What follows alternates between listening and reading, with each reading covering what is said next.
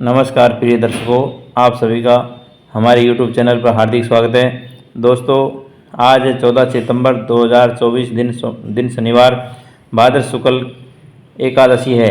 दोस्तों, यह एकादशी 13 सितंबर 2024 को रात्रि 10:30 पर प्रारंभ होती है तथा 14 सितंबर 2024 को रात्रि 8:41 पर समाप्त होती है।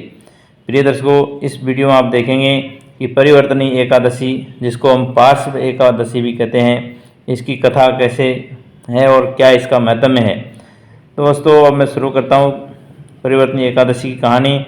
पांडुनंदन अर्जुन ने कहा, हे प्रभु, भाद्र शुक्ल एकादशी का नाम क्या है और उसके करने की व्रत की विधि विधान क्या है? उस एकादशी के उपवास करने से किस फल की प्राप्ति होती है? हे कृष्ण पुत्र, हे श्री कृष्ण भगवान, कृपा करके आप ये सब बताइए। श्री कृष्ण ने कहा, हे पार्थ, भाद्र माह के शुक्ल पक्ष की एकादशी को जयंती एकादशी भी कहते हैं। इस एकादशी की कथा को सुनने मात्र से ही सभी पापों का शमन हो जाता है और मनुष्य स्वर्ग का अधिकारी बन जाता है। इस जयंती एकादशी की कथा से नीच पापियों का भी उद्धार हो जाता है। यदि कोई धर्मपरायण मनुष्य एकादशी के दिन मेरा पूजन करता है तो मैं उसको संसार की पूजा का फल देता हूँ। जो मनुष्य मेरी पूजा करता है उसे मेरे लोक की प्राप्ति होती है, इसमें तनिक भी संदेह नहीं है। जो मनुष्य इस एकादशी के दिन भगवान श्री वामन भगवान का पूजन करते हैं वह तीनों देवताओं ब्रह्मा विष्णु महेश की पूजा करता है। हे पार्थ, जो मनुष्य इस एकादशी का उपवास करते हैं उन्हें इस संसार में कुछ भी करना शेष नहीं रहता है। इस एकादशी के दिन भगवान विष्णु करवट बदलते हैं, इसीलिए इसे परिवर्तनी एकादशी भी कहते हैं।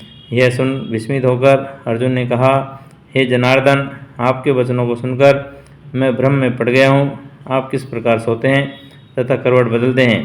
आपने बलि को क्यों बांधा और वामन रूप में धारण करने का लीला क्यों करी? चातुर्मास व्रत का विधान क्या है? आपके शयन करने पर मनुष्य का क्या कर्तव्य है? कृपा करके आप विस्तार पूर्वक बताइए। भगवान श्री कृष्ण ने कहा, हे कुंती पुत्र अर्जुन, अब तुम समस्त पापों का शमन करने वाली इस एकादशी का व्रत कथा ध्यानपूर्वक श्रवण करो। त्रेतालोक में बलि नाम का एक असुर था। वह अत्यंत दानी था, भगत था, सत्यवादी था, ब्राह्मणों की सेवा किया करता था। वह सदा यज्ञ तप आदि किया करता था। अपनी इसी भक्ति के प्रभाव से वह स्वर्ग में देवेंद्र के स्थान पर राज्य करने लगा। देवराज इंद्र तथा अन्य देवता इस बात को सहन नहीं कर सके और भगवान श्री हरि के पास जाकर प्रार्थना करने लगे। अंत में मैंने वामन रूप धारण किया और तेजस्वी ब्राह्मण बालक के रूप में राजा बलि पर विजय प्राप्त की। यह सुनकर अर्जुन ने कहा, हे लीलापति, आपने वामन रूप धारण करके उस बलि को किस प्रकार जीता? कृपा करके यह सब विस्तार पूर्वक बताइए। भगवान श्री कृष्ण ने कहा, मैंने वामन रूप धारण करके राजा बलि से याचना की, हे राजन, मुझे 3 पग भूमि का दान दे दो, इससे तुम्हें 3 लोकों को दान का फल प्राप्त होगा। राजा बलि ने इस छोटी सी याचना को स्वीकार कर लिया और भूमि देने को तैयार हो गया। जब उसने मुझे वचन दिया तब मैंने आकार बढ़ाया और भूलोक पर पैर और भुवनलोक में जंघा तथा स्वर्गलोक में कमर और महलोक में पेट, जनलोक में हृदय और तपलोक में कंठ और सत्यलोक में मुख रखकर अपने शीर्ष को ऊंचा उठा लिया। उस समय सूर्य, नक्षत्र, इंद्र तथा अन्य देवता मेरी स्तुति करने लगे।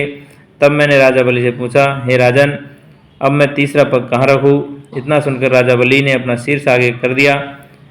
तब मैंने अपना तीसरा पग उसके सिर पर रख दिया। इस प्रकार देवताओं के हित के लिए मैंने उस असुर भक्त को पाताल लोक पहुँचा दिया। तब वह मुझसे विनती करने लगा। मैंने उससे कहा कि हे बलि, मैं सदैव तुम्हारे साथ रहूँगा। भादों की शुक्ल पक्ष की एकादशी, जिसको हम परिवर्तनी एकादशी कहते हैं, उस दिन मेरी एक प्रतिमा राजा बलि के पास रहती है और क्षीर सागर में शेषनाग पर शयन करती है। इस एकादशी को विष्णु भगवान सोते हुए करवट लेते हैं, अर्थात करवट बदलते हैं। इस दिन त्रिलोकीनाथ श्री विष्णु भगवान की पूजा की जाती है। इसमें चावल दही सहित चांदी का दान किया जाता है।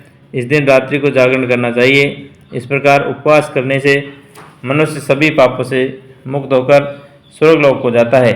जो मनुष्य पापों को नष्ट करने वाली इस एकादशी व्रत की कथा को सुनते हैं उन्हें अश्वमेध यज्ञ का फल की प्राप्ति होती है।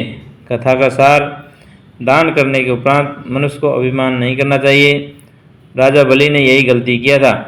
दोस्तों, अभिमान करने की वजह से राजा बलि इतने दाता होने की वजह से भी पाताल में जाना पड़ा। इससे यह बात का बोध होता है कि अति हर कार्य की बुरी होती है। दोस्तों, ये थी आज की परिवर्तनीय एकादशी की कहानी, जिसमें आपने देखा कि किस प्रकार से अच्छा काम भी आप कर रहे हैं, लेकिन उसका यदि घमंड करते हैं, उसको गिनाते हैं, लोगों के बीच में दिखाते हैं, तो वह आपका पतन का कारण बन सकता है। इसीलिए दोस्तों, सभी को नेकी कर और दरिया में डाल ऐसा रखना चाहिए। यदि आप भला भी कर देते हैं तो उसको भूल जाना चाहिए, उसका क्रेडिट लेने की कोई इच्छा नहीं रखनी चाहिए। सभी को राधे राधे, हरिओम, जय श्री कृष्ण।